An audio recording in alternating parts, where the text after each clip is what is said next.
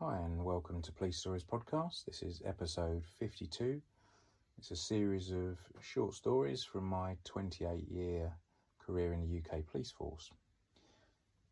Thanks for coming back if you're visiting again, and if not, welcome. Hopefully you find this interesting. Dealt with a number of topics so far, and that will continue on. If you were listening last week, you'll know that I had applied for and been accepted for the dive team, the underwater and confined spaces search team in the Met Police down in London, working in and around the Thames, not exclusively as we've already talked about. Certainly if you need to catch up, you might want to listen to last week's. This is episode 52. Can't remember if I said that or not now. Getting old, that's why I've forgotten. But so, accepted on the course. Once you're accepted on the course, you have to go to a police diving training school, of which there are only 2 in the country now. Obviously, there was a lot more, and they've slowly closed as they're quite expensive beasts to run. So now you have one left in Newcastle on the River Tyne, and then you have one in Scotland on the River Clyde, based at a place called Greenock. And it was sort of 6 of one, half a dozen the other as to which one you went to. You know, neither were better than the other. They both produced the same course. For a while, I think the police did try sending people off to commercial dive courses, because the course you do is basically the 8-week commercial surface supply course. And what that means is that your air is primarily supplied from the surface to the diver. Now, you do have a backup. You do have sort of effectively scuba tanks on your back, dive cylinders on your back, as well as sort of emergency backups, but primarily you are surface supplied with your air. And that is a standard sort of initial commercial dive course for anyone who wants to become a commercial diver in this country. The difference with the police diving schools are they teach you that course, but it very much has a police diving tilt on it, because you can imagine police diving is unlike any other diving, and it's fairly unique. Well, it is unique for sure in terms of what you are being asked to do and how you're asked to do it. So they did experiment with sending cops off to a standard commercial course to get those skills. I have to say it didn't go very well. My understanding is that there was your average diver didn't like the fact that police were on the course, so I think there was a bit of bad blood between people, which you can never have. A very dangerous place to have issues like that. And then there were some other issues around nights out, because when the divers were going on nights out, there was some heavy drinking involved, etc. And of course they had 2 cops in their midst, which they weren't used to.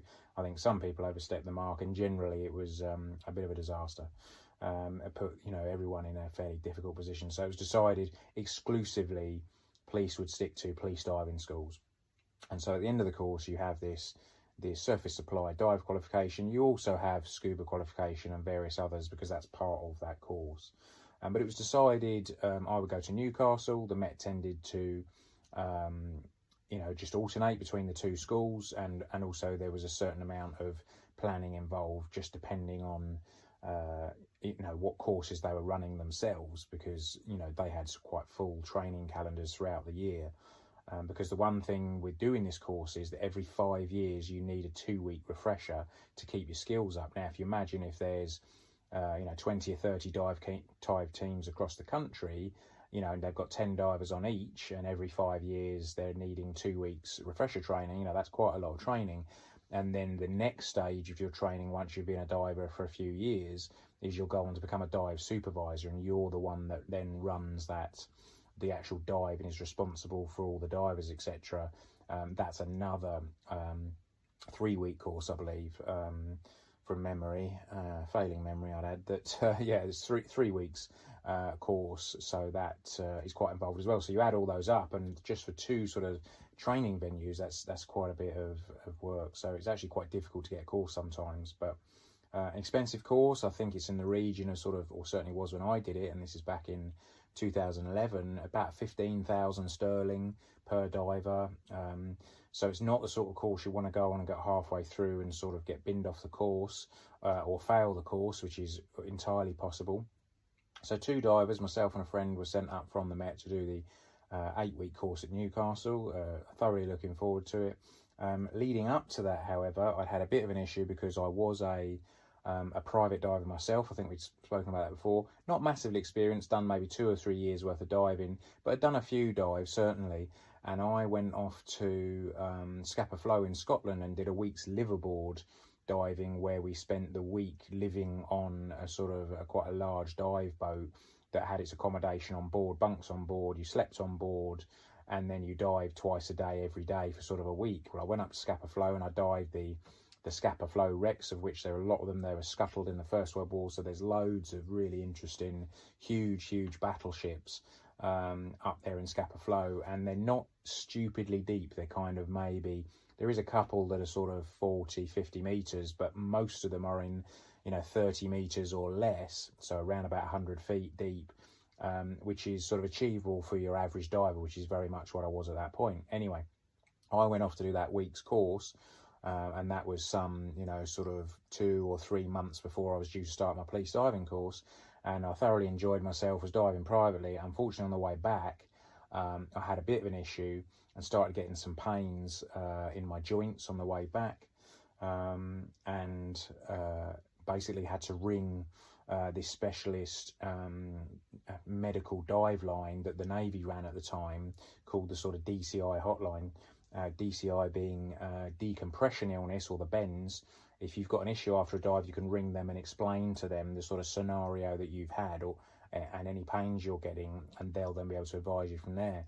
So as we were driving back from Scotland down south, I rang this line because I was getting pains in joints, my knee, my elbow, my shoulder, my ankle, and this pain was moving around my body. And then eventually it kind of lodged in my spine and just stayed in my spine. Not terrible, not agony, like a dull cramp, maybe a bit sharper sometimes, but coming on and off and then moving around my body. So anyway, I rang this line and explained that, he wants to know, the doctor, the Navy doctor, how many dives have you done, over what period, what sort of depth, were all the stops you did, and we'll talk about stops and things like that, decompression stops, and what gases were you on, and things like that. And at the end of it, he said, well, I think you may have a bend, and you're going to need to go to the nearest chamber, which at the time for us, we funnily enough weren't far from Newcastle. Now there's a chamber in Hull in the UK, which is the closest chamber, or it certainly was at the time. So I went into the hospital at sort of 3 o'clock in the morning at Newcastle, and then went into an ambulance and got blue lighted across to Hull, where I was assessed and then put into the dive chamber at the hyperbaric chamber, as it's called, in Hull. And what that does is they put you in the chamber, they feed you 100% oxygen, and you get artificially taken down in depth again. They reduce the pressure, or increase the pressure I should say, until you are down at 18 metres, and then keep you on 100% oxygen. And the idea is it clears your system, because without getting too technical on you, basically you get the bends because when you breathe air, compressed air at depth, the pressure on your body creates nitrogen, extra nitrogen, and that excess nitrogen builds up in your supply, your blood supply, the deeper you go and the longer you're down there. So when you then ascend, when you come to the surface, you have to do it in a controlled manner, and quite often, depending on how deep and how long you've dived for, you have to stop at certain points to allow that nitrogen to naturally dissipate in your bloodstream prior to coming to the surface. If you come up too quick, or there are other issues, and my issue was that I finished diving and then probably didn't have a long enough gap before I was driving back. And what I didn't realise was, when I drove back from Scotland, there's a number of very, very high roads, mountains in fact, that you're going up and down in the car. So what you're doing there is you're effectively taking mini flights, small changes in pressure, where you're going to 200 or 300 meters, maybe more, high on the road, and then coming down again, a little bit like you're in a light aircraft. Now that's really bad for you after a dive, and I'd failed to realize that I hadn't left long enough gap between I did that. I also didn't realize quite how steep the road was, because on the journey up there I'd been asleep, so I just didn't realize just how high that road was. So it was my fault, really. Anyway, I got taken into the chamber at Hull, and I spent certainly overnight into the next day. I was there almost 48 hours in the end, and then I was assessed and released as having cured, hurrah, and was driving back down south again and got fairly near to my home and started to ascend a hill on the road. And as soon as I started going up the hill, I started getting the pains in my joints again. So I had to ring back up the line again, the DCI line, and explain what was happening. They said, well, perhaps your bend wasn't cleared, so you need to go to another chamber. So I had to go to another chamber, and this time spend another 48 hours being taken down a depth, having the 100% oxygen, etc. And it was decided at the time that I probably had a spine bend and also a brain bend after the assessment that I had. However, after 2 days in the chamber, they decided I was cured and I was released. But what they did was give me a 7-week dive ban and say you cannot dive for 7 weeks. Now, my police diving course was due to start in 8 weeks' time. So it was very, very tight. And in fact, we had to speak to the Newcastle dive school and say, look, this is the situation. What do you reckon? They said, I can dive, but not for 8 weeks. And they were happy on the basis that you start off on the course very, very slowly. You're not jumping in and going to massive depths. Most of it's in a swimming pool for the first 2 or 3 weeks before you slowly get deeper. So the deeper stuff doesn't come until later on in the 8-week course. So they decided they were happy with it. Although I have to say, they called me, bendy and bubbles and what have you on the course, but they kept a very close eye on me. And even in the 2 and 3 meter dives, as soon as I came up, they were kind of checking me over, looking for rashes, which is a classic sign of a bend, and then saying, "How do you feel? Any tingles? Any issues? You must report to us straight away." They were very, very nervous about me, I think. But it's a fantastic course. Thoroughly enjoyed it. Really, really involved. Starts off very gently, literally 2-3 meters in a pool, doing some very basic sort of scuba stuff, cylinder on your back, and it just slowly builds from there. Now, the dive school itself had a 7-meter deep tank in it, which was quite unusual, but we were able to do a lot of training in there to start with those first couple of weeks and get just a little bit deeper, and also start to go from scuba to our first experience of surface supply. So you have that air supply that is on the surface with cylinders. Commercials tend to use like generators and compressors on the surface, but police always use dive cylinders on the surface that are attached to this surface supply system, and that is what feeds you your breathing air. So we had our first experience of that, and we tried out different masks. We dived with what's called a Kirby Morgan, which is the sort of classic, very big metal looking sort of diver's helmet that you see a lot of the commercials wearing. Now, although we tried it and we used it on a few dives, and it was a good bit of kit, I did like it, it's generally not used in police diving. It's not very practical. It's far better for, commercial divers who are regularly kind of welding under ships and steel pilings and things, protection for their head. But it was interesting to dive with the Kirby's, and I did quite enjoy that. Most of the police, when they're doing their standard dives, do it with something called an Arga mask, which is a full face mask. So it's not a sport diver's setup where they would have what they call a half mask, that look like big goggles effectively, and then a sports regulator that fits in your mouth that your teeth clamp down around.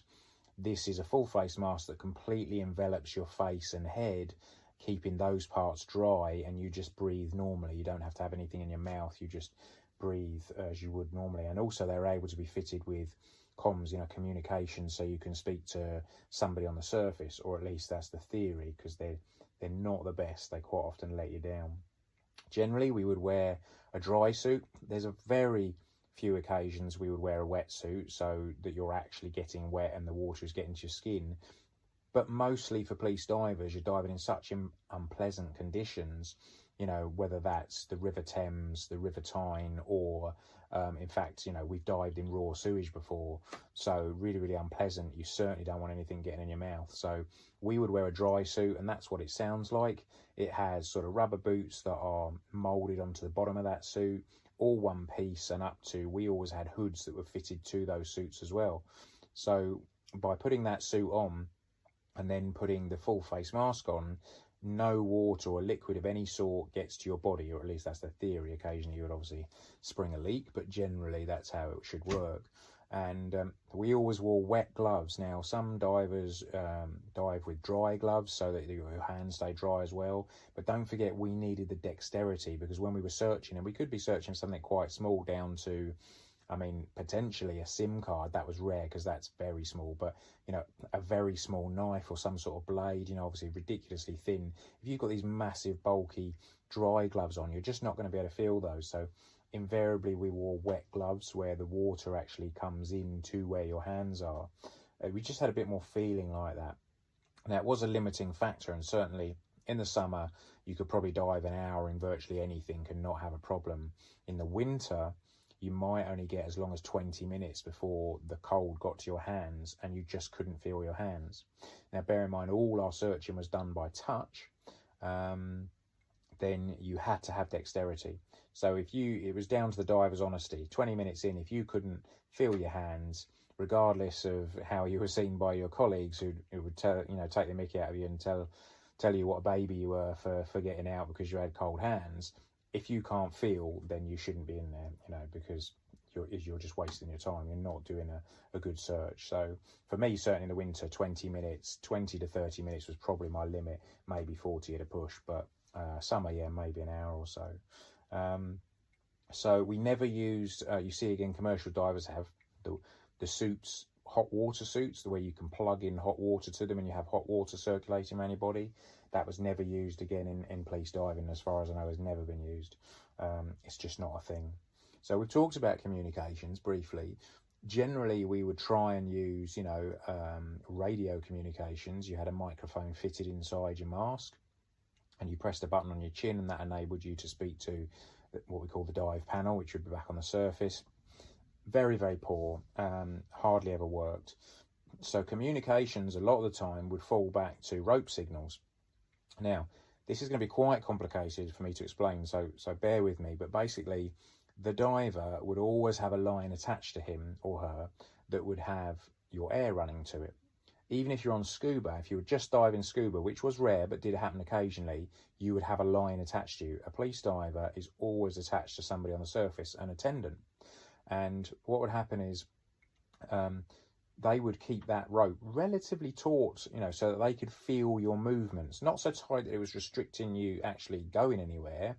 And likewise, they couldn't leave it so loose that it was trailing behind you, tangling up in your legs and wrapping round every shopping trolley going. So the basis was that would be reasonably snug and would go out with you. And also when you came back, they'd take in the slack. So it was kept sort of tautish most of the time, or it certainly should be. And then what would happen is if they needed to speak to you from the surface, they would give you one pull. Now, there was two different signals. There was a pull and a bell. So a pull is one long sort of slow pull, whereas a bell tended to come in pairs. And if you imagine you've got a rope in your hand and that's giving two little pulls, ding-a-ling, hence the bell. Now, if you combine pulls and bells, you're able to... basically, there's about 20 different messages you can send with pulls and bells, depending on the combination of them. So, for example, when you hit the bottom, the first thing you had to report, having left the surface and arrived on the bottom, whether that was 3 meters down or 50 meters down, you had to report that you were on bottom, because you'd be on a strict timer there, and the dive supervisor who was running that dive would have to know what was happening. So the signal was 1 and 1, and what would happen is you would hit the bottom. You would reach round and find your rope that was attached to you, and you would give it one long pull. So a pull, and what would happen is on the surface, the attendant would feel that. Now that's me saying to the surface, I've got something to tell you. I've got a message. So I give it one pull. He or she then gives me one pull back to say, go ahead, one pull back, and then my actual message is just one pull that I'm sending back. So I would give them one more pull, and then they always responded with what I'd sent them to confirm that it was correct. So they would give me one pull back. So the signal was 1 and 1. It sounds quite long and complicated, but basically I would get down, one pull back, one pull, I'm here on bottom, I've just arrived at the bottom, and they repeat that back to me, one pull back to them, yes, okay, we've got it, you're on the bottom. And they immediately, the attendant on the surface reports to the supervisor, 1 and 1, that's the diver made bottom. And he or she makes a note in their book, 1628, PC so-and-so arrives on bottom. And then the next thing they want to know is what depth you've got. not always possible depending on the comms, but from those signals they could basically send you out. They could get you to turn left, turn right, go up, go down, you know, all these things. The most important signal was 5 bells. 5 bells signified I've had a find. If you know, it might not necessarily be what you're looking for, but it would certainly be the same type of things. So for example, if I'm in and I'm looking for a knife, I find a knife. I don't know if it's the knife, because, you know, on a dive you might find 10 knives, but certainly 5 bells I found a knife. So the way I would give that signal is 1 pull back to my attendant, who gives a pull back, say, yes, what do you want? I then give them 5 bells, so it's ding-a-ling, ding-a-ling, and then just one little one again, ding. So I know it sounds ridiculous, but try and imagine you've got a rope in your hand, as I have currently at the moment, or at least I'm imagining I have. So you give that signal 5 bells back. Now, that's the best signal you can hear if you're on the surface, because you know that your diver has had a find of what you're looking for. So 5 bells was one of the best signals you can get back. But it could be really complicated. It could be 4 and 5, 4 pulls and 5 bells meant one thing. Go up, go down, turn left, turn right. I've had a find, you know, I'm trapped, send a diver. I'm trapped, but I can sort it. Just give me some time, you know. Give me some more slack on my line, tighten up my line, you know, there's all these things. So you have to learn that, and that's quite involved. There's a lot to it. So it would be very involved. And just to tell you what the makeup of a dive team is then, now in the sport world, you have private divers, virtually always divers buddy pairs. There's 2 of you, because you're looking out for each other. You know, and generally you're not attached to the surface. You might be attached to each other if perhaps one of you is an inexperienced diver, but not always. So you'd be sort of free swimming effectively. So private divers virtually always have a buddy. So I was quite surprised, having come from that background, when they said, well, no, we generally dive alone. Not always, as we'll hear, but certainly sometimes. So the reason for that is a dive team is made up of absolute minimum of 5 people.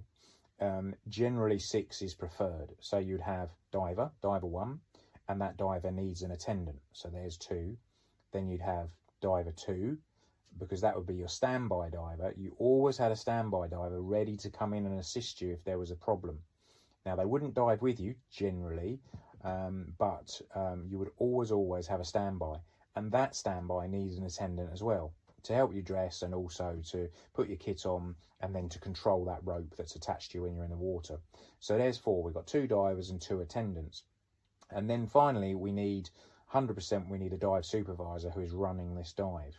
But the nicety, and why really 6 was a comfortable minimum, is we also need somebody who's solely responsible for the communications, ideally on the radio, back and forward, between the diver. Now, if you're in certain scenarios where there was heavy boat traffic, like a canal, for example, in an ideal world, you'd have a 7th person as well, and they would be a safety, a lookout. They might have to go and stand on a bridge where, you know, if you're diving just round the bend, you need to know, we're not shutting that canal, but we need to know there's no other boats coming around the corner that's going to run our diver down. You know, we'd need plenty of notice. Now, we have signs and signals up, but people, the amount of times we saw people blindly, you know, just coming underneath a bridge on a canal, and you can watch their lips as they read out the big sign that reads, caution, police divers. This sign's about 10 foot across, you know, massive sign. You got somebody in police uniform and fluorescent, you know, jacket, waving furiously at them and shouting, you know, I've got a diver in the water, slow down, stop, whatever. No, they keep coming, you know. So you need to be able to then communicate to the supervisor, this boat is still coming, let's get the divers out of the way. We wouldn't risk leaving the divers under the boat as it came through, because canals particularly are very shallow. You know, they can be 2 meters deep, and certainly you can have you know, propellers virtually skimming the bottom in some cases. So absolutely, the divers would just move to the side and come right to the edge of the canal, for example. So that's what a dive team looks like, made up of minimum of 5, ideally 6 really for those comms as well, and then possibly more. Obviously makes it safer and just an easier day if you're looking for, you know, people doing safeties and stuff. You might have 6 or 8 people with you on the day, and those roles would change throughout the day. So each diver, again, in the summer would maybe do an hour each, and in the winter, you know, anything from sort of 30, 40 minutes, something like that. And on a general working day of 8, 10 hours, you would get in 4 to 6 divers. Probably 4 was the normal, because in central London we drove a very large truck, which was like an 18-ton HGV with all our kit in. It looked like the sort of truck you see police horses driven around in, and in fact a lot of the time people did think we were the sort of police horses. Now driving that through central London, firstly it's quite difficult because of all the cyclists and the roads are very narrow. Secondly, it takes forever to get anywhere. You know, if you're trying to drive, we would reckon on kind of 2 hours travelling at the beginning of the day and the end of the day just to get to our site. So even if you work in 10 hours, you're going to lose 4 hours travelling straight away. So if you've only got 6-ish hours to put divers in on a 10-hour day, and then you've got to set up, you've got to de-kit, you know, you need to break, you know, for drinks when people are getting cold, you know, they need to get warmed up and have hot food, etc. in the winter, or in the summer, you know, get back on the truck, which might have some air conditioning on it, or at the very least have an ice cream. You know, we're not animals. You know, on those 30-degree days, you might find the standby diver kind of sat in the water with his attendant holding on to him, so he's still ready to deploy at a moment's notice, but he's maybe floating there in full kit just trying to keep cool, because you know, it can be really, really hot in those dry suits, for sure. So yeah, we had this this big issue with how long it took us to get anywhere, unfortunately, in the truck. And the bottom line is, you work very, very slowly as a diver. Now, if you can imagine, and again, we're going to get into more depth probably next week now about how you search. But if you can imagine, I'm on the bottom and I'm searching with either 1 or 2 hands. And this area in front of me, which is maybe 3 foot wide, something like that, but the sort of width of my body roughly, if I'm laying on the bottom, I have to search entirely with my hand and make completely sure, or make sure I am happy, that the knife I'm looking for, let's say, for example, is not there. So it's completely pitch black. You can't see anything at all in virtually all cases. And the instant question that comes up there is people go, oh, why don't you take a torch? No, a torch does not work in that conditions. It's a bit like driving with full beam in a blizzard. There's so many particles in the water. That water is so inky black, nothing penetrates it. You cannot see no matter what you have. I can take a torch down, I can turn it on full power and hold it an inch from my eye, and I cannot see the torch. So torches don't work. It has to be done by touch. Most of us closed our eyes because, you know, there's no point in having them open. So I'm holding with one hand on my reference point a rope called a jackstay, which we'll talk about next week. And then with my left hand, in my case, I'm searching in front of me. I've got my hands or my fingers in the silt or the mud or the gravel or whatever it is, and I'm searching through. And I'm mentally ticking off what I'm actually touching. So I'm picking something up and I'm going, what's that? It's a brick. What's that? It's a bottle. What's that? It's a can. What's that? It's another bottle. What's that? It's a road cone, you know, or whatever it is. So you're going through all these things. When I'm completely happy with that area in front of me, immediately in front of me, I move my hand up the rope about, well, the width of my knuckle, excuse me, the width of my hand effectively, move forward maybe 3 or 4 inches, and then I do the same. What's that? A brick. What's that? A bottle. What's that? And this is how it goes. So it might have taken me 20 minutes to work my way across a canal, which is 10 meters wide. And when I get to the other side, I move kind of 1 meter to one side, lay my rope down again, lay on the bottom, hold my jackstay rope in my hand as my reference point, and work back across. It sounds a bit complicated, and I say next week I'll go into more detail so you'll understand it, hopefully. The point is, it's very, very slow. If I put 4 or 5 divers in on a day and they dive an hour each, I might reckon to cover about 10 meters width on that canal in a day to look for a knife, say. Now, different things, bodies are different, they're quicker, and there's a different way of searching for them, which we'll talk about. You know, depending on the size of the item is dependent on how quick you can go, but quick is not what it's about.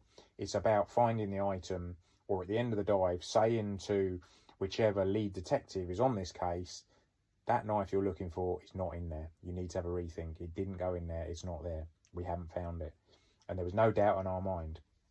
If we had a witness that 100 million% said, I saw it go in there, it's definitely in there, and there is a tiny possibility we missed it, which we never like to think happened, We might dive through the same area again, but go through it at a different angle with different divers.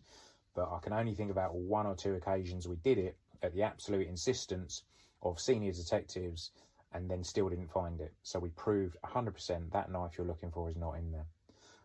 So yeah, you get a boss who comes down with you to a murder scene, and he knows that the weapon's been thrown into the canal, and he says, okay, I want you to search from this bridge here to that one in the distance so I can see, you know, quarter of a mile away. How long's that going to take? And you'd say, 2, maybe 3 years, you know, and they were like, what? You know, and you're like, you have no idea how we search.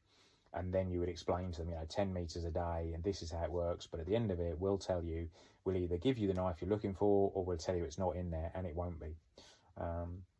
So yes, that just starts to cover some of it. There's probably another episode in this week, and I hope it's not too boring or too technical. By all means, go to another episode if it is, but hopefully some of you will find it interesting and not realise perhaps just what police diving is about or how it works. Okay, thanks very much. We'll continue on next week. Take it easy. Hope you have a good week. Cheers for now. Bye.